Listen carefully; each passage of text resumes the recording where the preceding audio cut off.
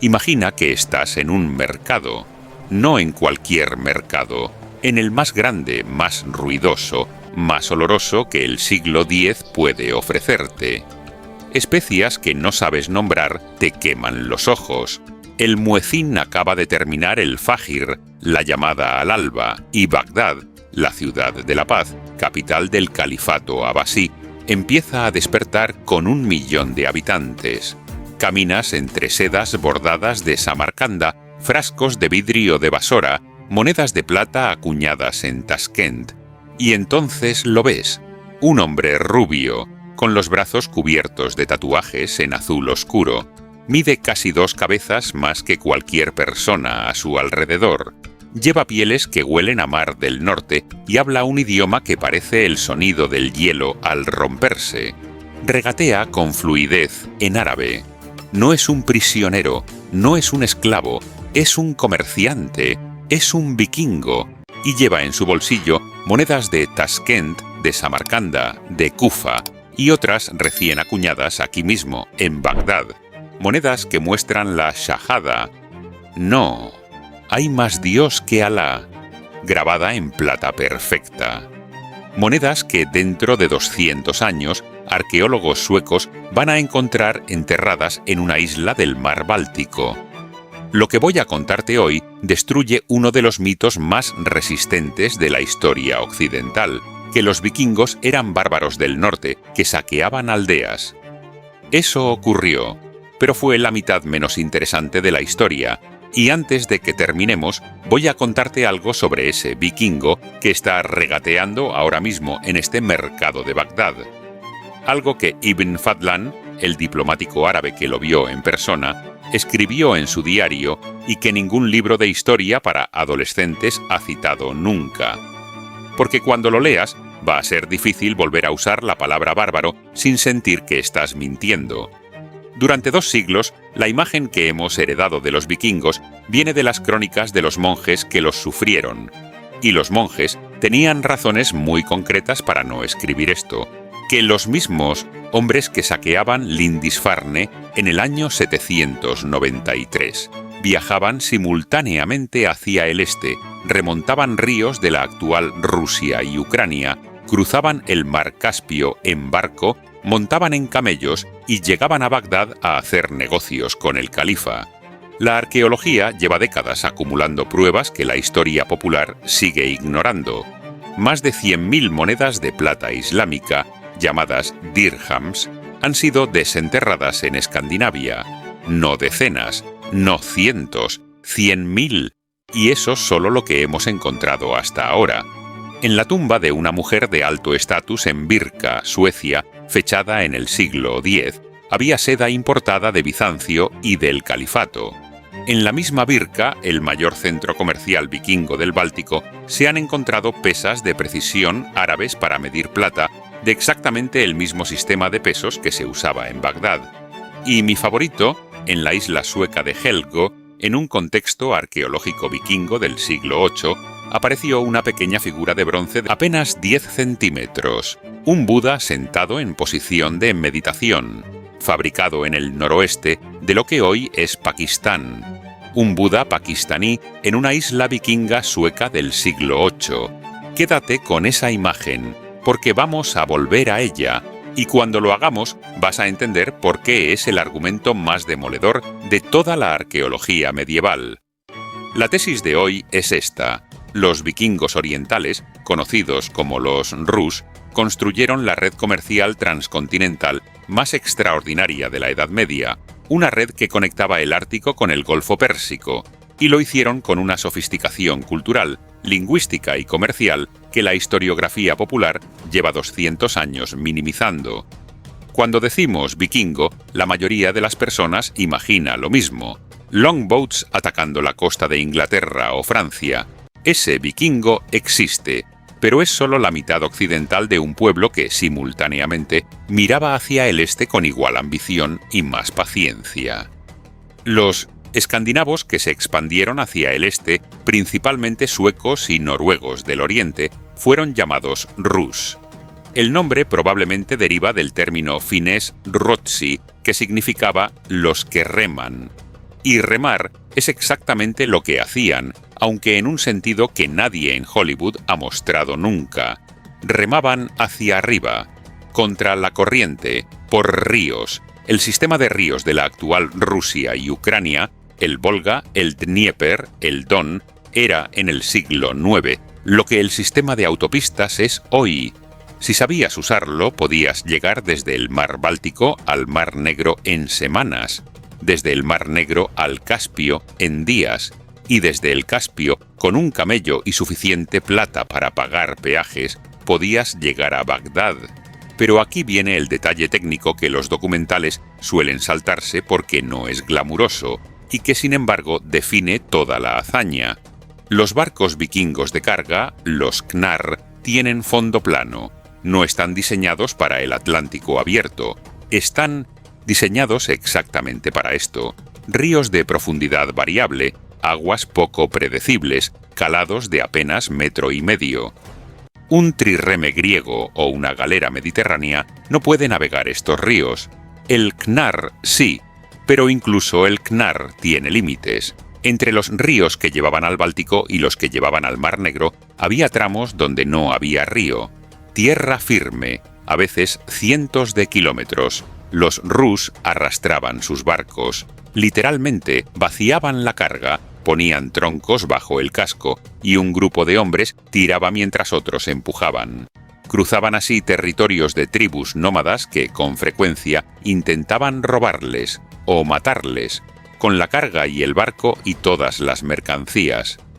En los rápidos del Dnieper, que los Rus llamaban por nombres nórdicos, el Brillante, el Insomne, el que no deja pasar, los barcos debían descargarse y transportarse por tierra, mientras los hombres montaban guardia contra ataques de los Pecheneks, una tribu nómada turca que controlaba esas orillas y que cobró la vida de más de un mercader escandinavo.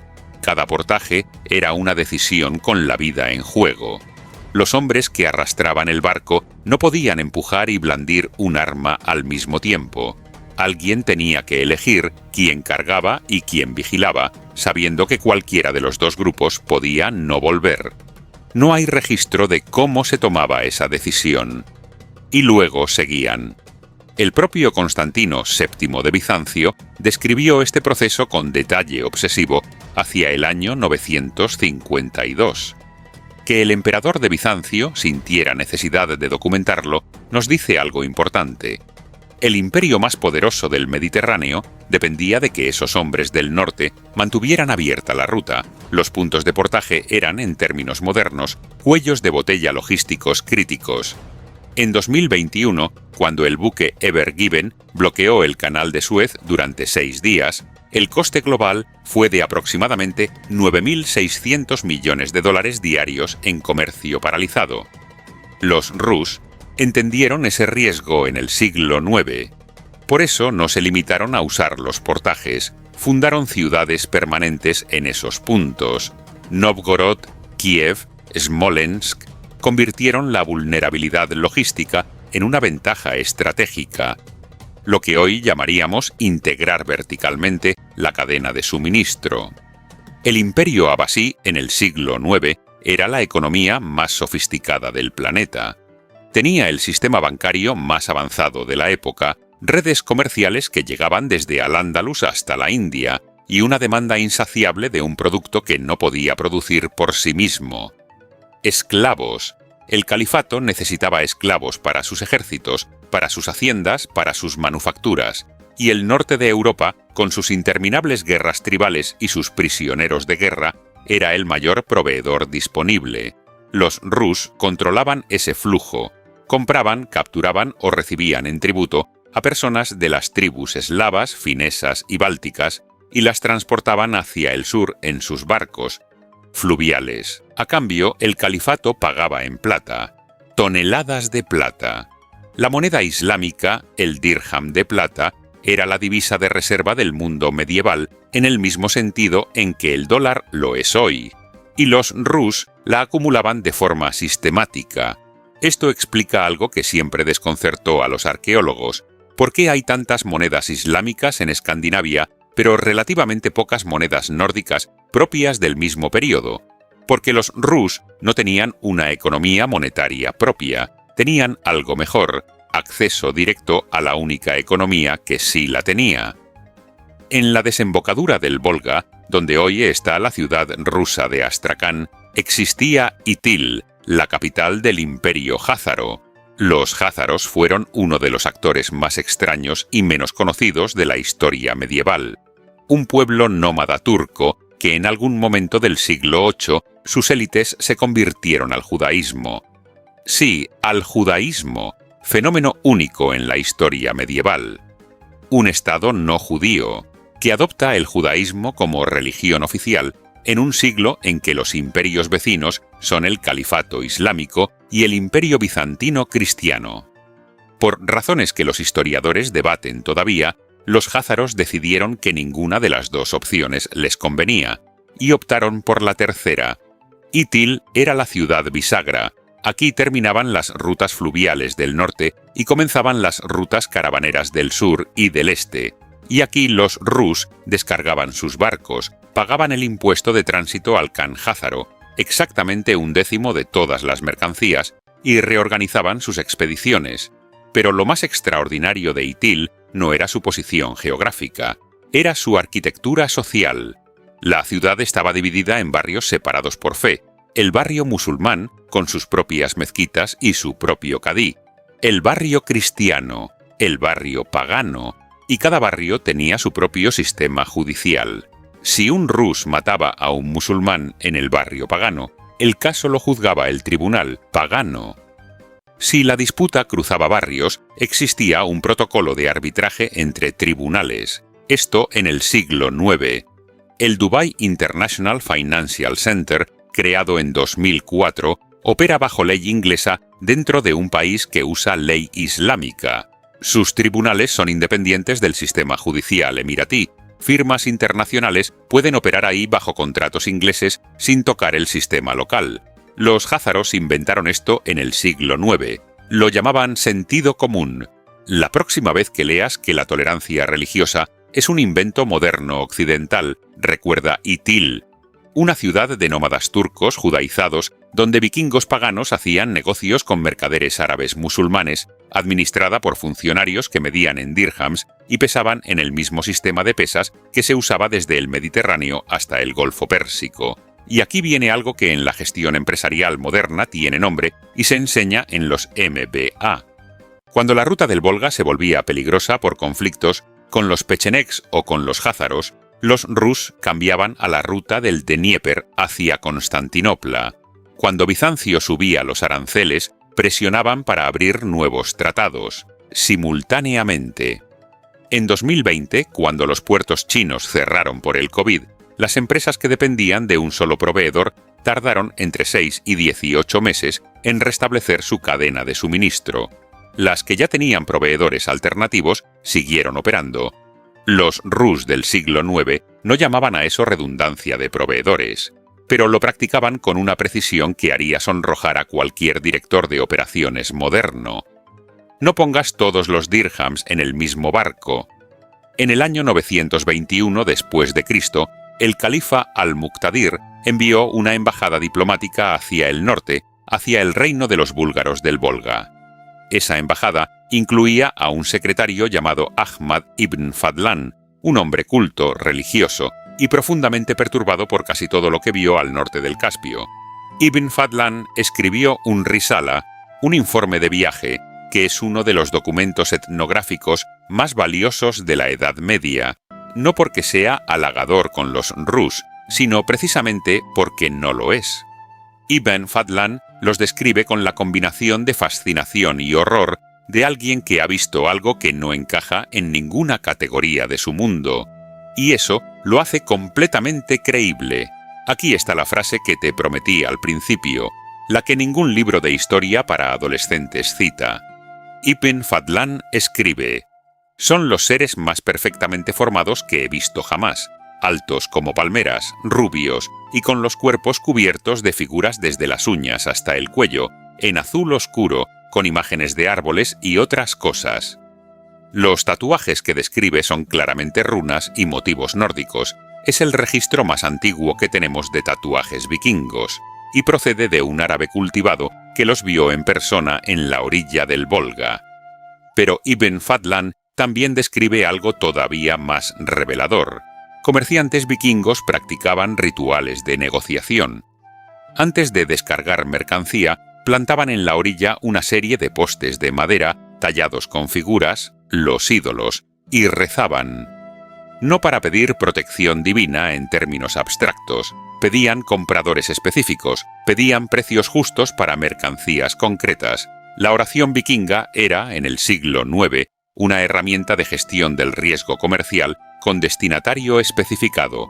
Ahora vamos a la arqueología, porque todo lo que te he contado hasta aquí son fuentes escritas, y las fuentes escritas siempre tienen el problema de que las escribió alguien con una agenda.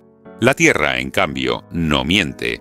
En 1954, arqueólogos suecos excavaban en la pequeña isla de Helge, en el lago Malaren, a 40 kilómetros al oeste de Estocolmo. En una de las casas encontraron 3 objetos que juntos son el argumento arqueológico más demoledor contra la imagen del vikingo bárbaro aislado del mundo. El primero, una pequeña figura de bronce de Buda en posición de meditación con los dedos en el gesto del Dharma Chakra Mudra. Fabricado en el norte de India o Pakistán, probablemente en el siglo VI o VII después de Cristo. El segundo, un cucharón de bronce de fabricación copta del norte de África cristiano, con símbolos que datan del siglo IV o V. El tercero, un bastón de obispo irlandés del siglo VIII. 3 objetos, 3 continentes, una sola casa vikinga.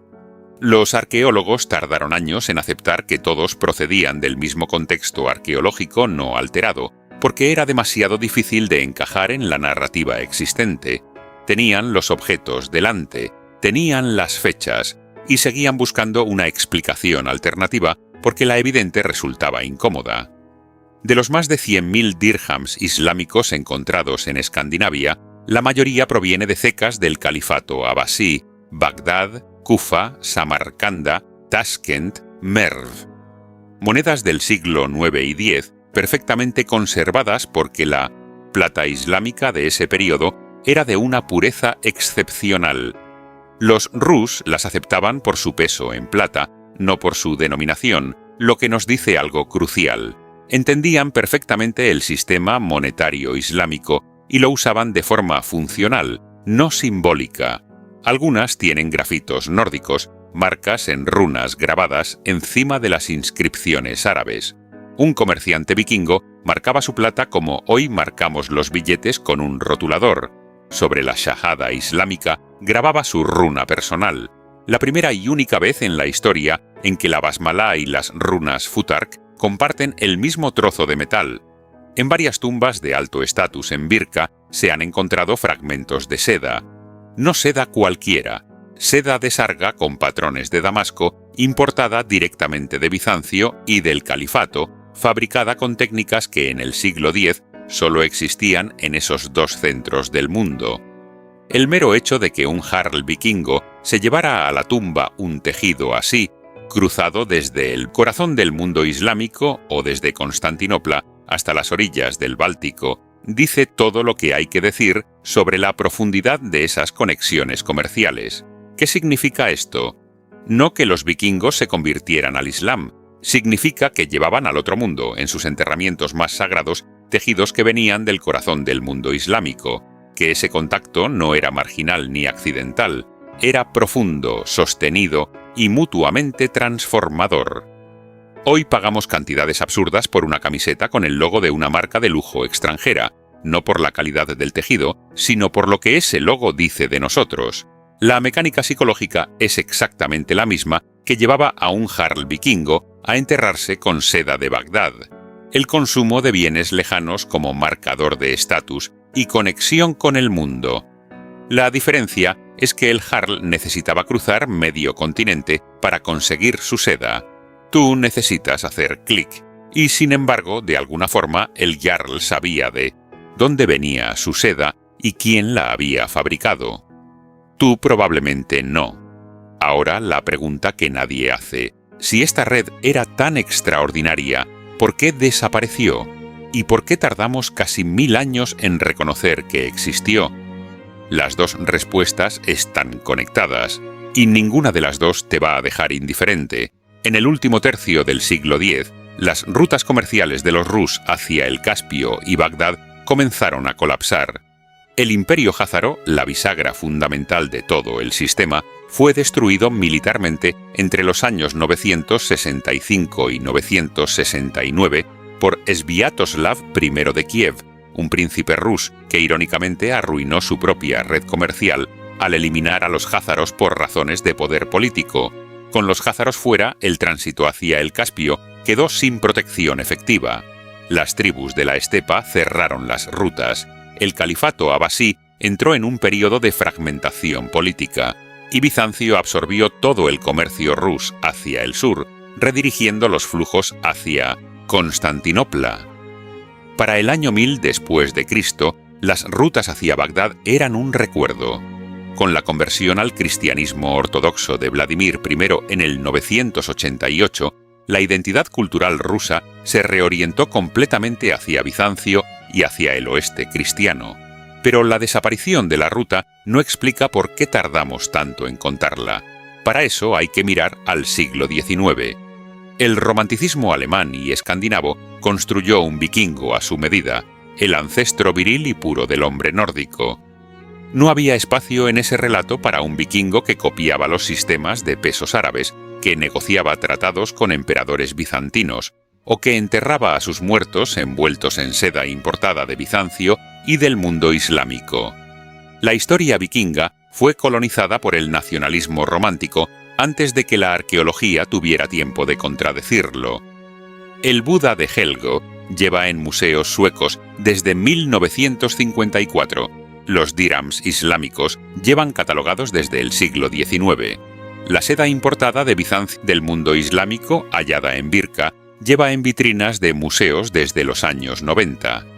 Ninguno de estos hallazgos hizo portada en los medios generalistas. Ninguno se convirtió en serie de Netflix. Los vikingos venden mejor con hachas que con balanzas de precisión. El problema es que la realidad histórica fue exactamente al revés. Las balanzas fueron las que construyeron el mundo. Las hachas solo lo destruyeron. El comerciante rus del año 900 no tenía tarjeta de crédito. Tenía un trozo de plata con la cara de un califa que nunca había visto y palabras en árabe que probablemente no podía leer. Y sin embargo, confiaba en ese metal porque sabía que en Bagdad, en Bizancio, en Itil y en Birka, todo el mundo lo aceptaba al mismo peso. Eso no es barbarismo. Eso es exactamente lo que Adam Smith llamaría, 900 años después, un mercado eficiente. La pregunta que me quedo haciendo después de estudiar la ruta de la seda vikinga no es por qué los vikingos llegaron a Bagdad. Cuántas narrativas que das por ciertas dependen más de quién escribió el relato que de lo que realmente ocurrió. La pregunta no es académica, es esta. ¿Qué dice de nosotros el hecho de que necesitáramos casi 1000 años para reconocerlo? ¿Qué dice de cómo construimos la historia? ¿De a quién le damos agencia intelectual y a quién le damos solo un hacha y un rugido? Los rus no eran los bárbaros del norte, eran los banqueros, los transportistas, los intermediarios, sin los cuales la economía de plata del siglo X simplemente no funcionaba. Y la prueba definitiva de que lo eran está en ese Buda de 10 centímetros que alguien llevó desde Pakistán hasta Suecia.